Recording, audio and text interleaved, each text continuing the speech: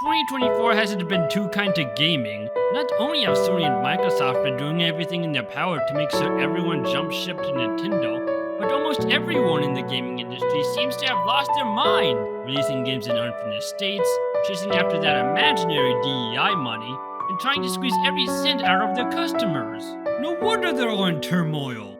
But in the midst of chaos, one game will rise from the ashes of the PS5.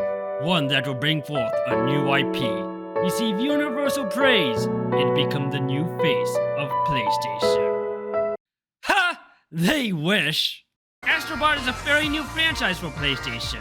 The character first appeared in the Playroom on the PS4 before starring in his very own game on PlayStation's VR headset, with his next game serving as a tech demo for the PS5. The latter is considered one of the best games on the console, as well as one of the best pack-in games since Wii Sports. And after finally picking it up after so many years, I have to agree with that sentiment. For quite a while, people wanted a full-fledged Astro Bot game to see what the team behind it could really do.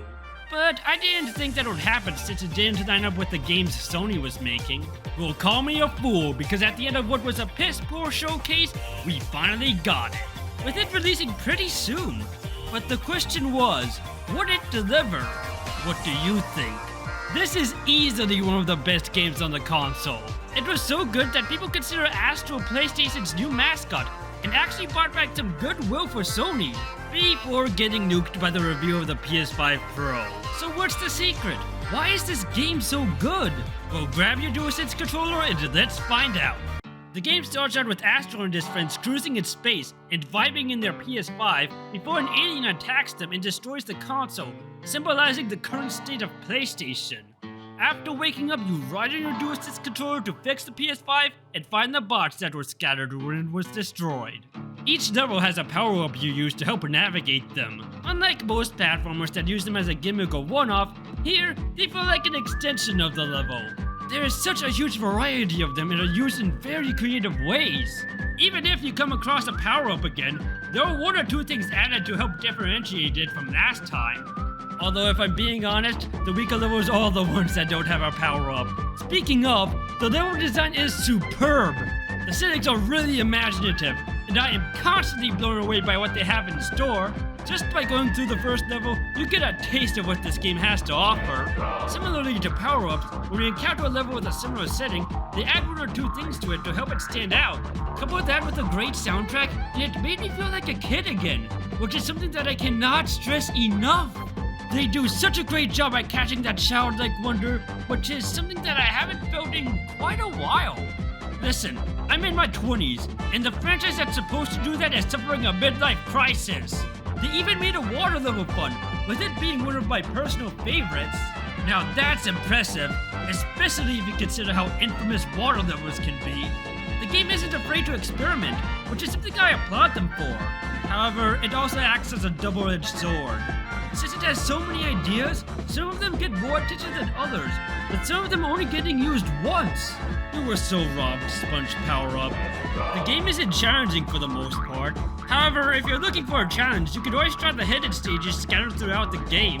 They really test your skills, and some of them can get very rough, with it taking me a few tries just to get the hang of some of them. Check out my live streams if you want to see how badly I failed at some of these. By the way, I noticed that a majority of you guys have been checking out my channel and still haven't subscribed. So be sure to leave a like, share this video with friends, and subscribe.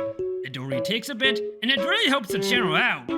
Now, one thing that helps this game stand out from not only other 3D platformers, but other games in general, is how interactive it is.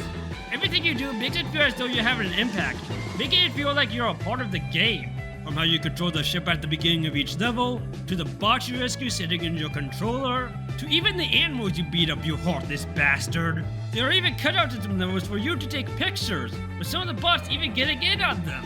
Although it kinda sucks you aren't able to take pictures until later on. But if there's one thing I was impressed by with this game, it's by how well they utilized the DualSense controller. While I noticed some games in the PS5 use some of the DualSense's features, they weren't used that often, and I stopped noticing after a few times. I didn't even realize how AstroBot utilized it until one of my friends pointed it out. So when I went to play it after he told me, I made sure to pay close attention to the controller, and I was shocked by the stuff they managed to pull off with it. They pushed the controller to its limits. using the microphone as a way to interact with objects, using both its speaker and haptic feedback feature to make it feel like you're a part of the game. They even made gyro controls fun, which is something that's hard to pull off. While games like Breath of the Wild try to utilize it, well, let's just say there's a reason why there isn't a heavy emphasis on it in Tears of the Kingdom. Never have I used a controller this good since Super Mario Odyssey. We need more games that utilize the DualSense's features. Speaking of Mario, I hear some people point out how similar this game is to some of his. While there are some glaring similarities, such as the Galaxy concept from the Galaxy games, there being a stupidly hard final stage. One of the bosses is a gorilla, for crying out loud! Well, it wouldn't surprise me if they took at least some inspiration from him.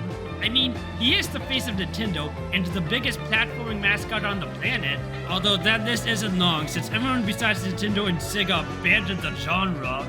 They were able to take those ideas to give Astro his own identity, as well as make this feel like a PlayStation game. And that's something you can't take away from it. Now, if you haven't guessed already, this game's story is pretty much non-existent. Which is kind of funny, since that's one of the things PlayStation is known for. If anything, this feels like a throwback to platformers from the mid-90s to mid-2000s. It feels like an anti-modern PlayStation game. It's not trying to tell some grand story with a deep message. It's not trying to create hyper-realistic, cutting-edge graphics. It doesn't even have an open world that, let's be real, you want to be able to explore to its fullest. It's instead a smaller scaled game that utilizes the hardware available to give us something unique. It's kinda ironic since this game is a love letter to PlayStation. Most of the bots you collect are in reference to characters from PlayStation's library, which made me realize how vast it is.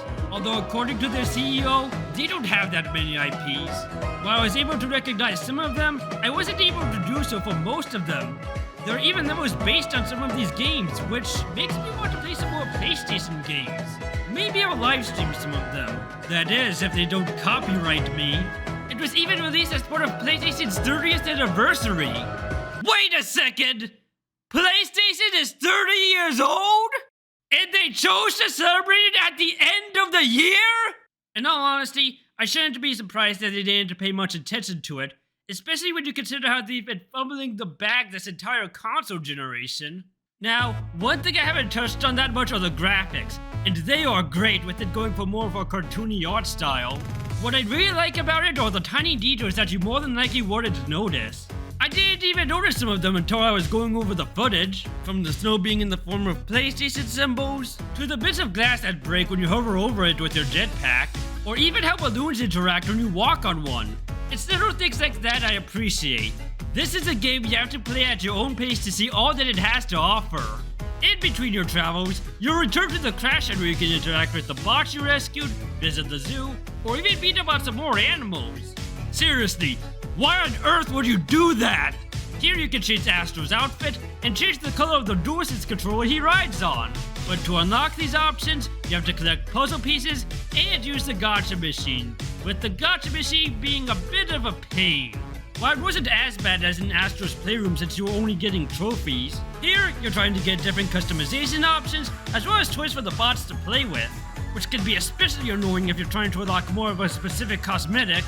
I think it would have been better if there was a store to buy these things, or if they really want to keep the gacha machine, have there be one for each type of collectible.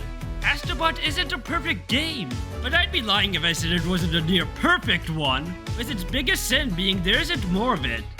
Wait, what do you mean there's gonna be free DLC? Oh, sign me up! So where do I put this game in terms of a tier list? Easy S tier. So great job, Sony. You managed to create a new IP you stupidly complained about not having and everyone loves. Just don't pull an Xbox.